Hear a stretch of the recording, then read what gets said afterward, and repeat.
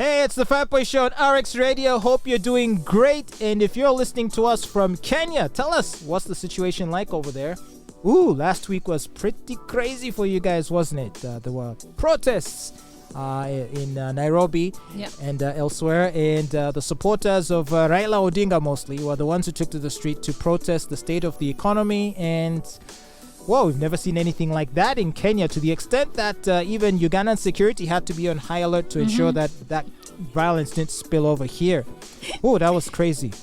But anyway, it looks like Olive cooler heads have prevailed. The Odinga has elected to call off any further protests. Yes. And also Kenyan President William Ruto has reversed his hardline approach amidst a wave of protests by opposition protesters. And now, while addressing the nation over the weekend for the first time since the protests began, he agreed to at least one of Odinga's demands, which was a bipartisan engagement in Parliament on the formation of the next electoral commission. So, but he suggested that he won't engage the opposition leader on his other demands, including the cost of living and legitimacy of his presidency. Pregnancy. Well, what am I thinking? Clearly, your head is somewhere else. Okay. So, I don't know. Fair compromise? Fair compromise. I think Ruto is actually... You remember the time when he had just become president and people were praising him and you were like, let's wait and see. I think so far, so good. Because I like Ruto. I do too. I do. He carries himself and conducts himself very well. In fact, when I listen to Odinga talk, first of all, he sounds too old, and he is old, and he doesn't sound as confident, and he's not good at expressing himself. Ruto is good. Ruto and the former president Kenyatta. Yes. Every time they would be addressing their country, I'm like, hey, I wish I was Kenyan. So yeah, so hopefully, seeing as cooler heads have prevailed, there will now be some a return to peace on the streets of Nairobi. I hope so, but there is something about Raila Odinga. You see, the thing about politicians, they are going to ask you to do to their bidding because they have their own selfish interests.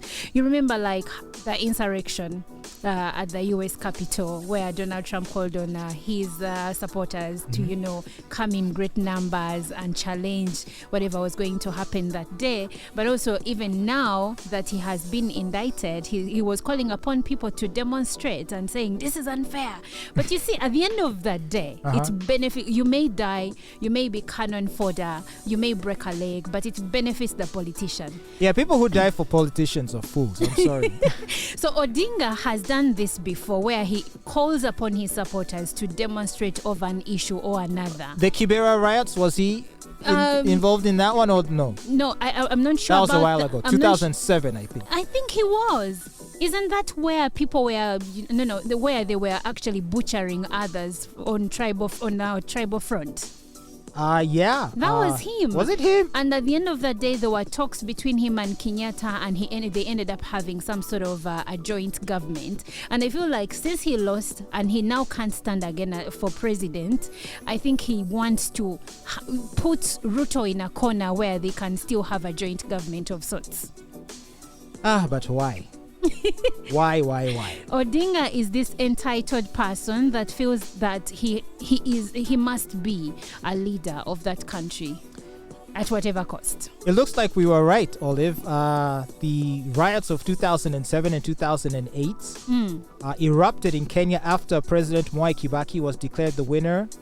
That was of the election that was held in December 2007. Supporters of Kibaki's main opponent in that election, Raila Odinga. He's always the main opponent. They alleged electoral manipulation. And you know what that led to.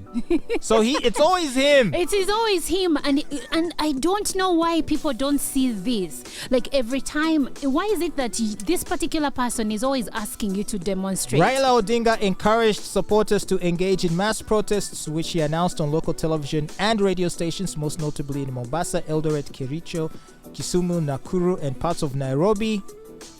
And the demonstrations turned violent. They also turned ethnic because a lot of the violence was directed at Kikuyu people. which Kibaki is from the Kikuyu tribe. You see, in Kenya, for the first time last year, they had an election. Was it last year? The months are moving so fast. But for the first time, they had an election that was not on the premise of tribal lines. They had an election and campaigns where it was about policies. How good are your policies? Not how good is your tribe. So it was very easy in the past to stimulate people on tribal grounds and have them riot and start killing each other. Well, this Raila Odinga guy, he's a problem person. Since 97, he's trying to compete to be a president. And I wish, he one day wakes up and just retires from politics. And he has the money. But you see, when you have this thing that it's like a man Ego. from northern Uganda who wants to date a brown woman and he's like, before I die, this is something I must do. So Odinga feels that he must be president before, he goes to meet his maker. Just let it go, dude. Let it go.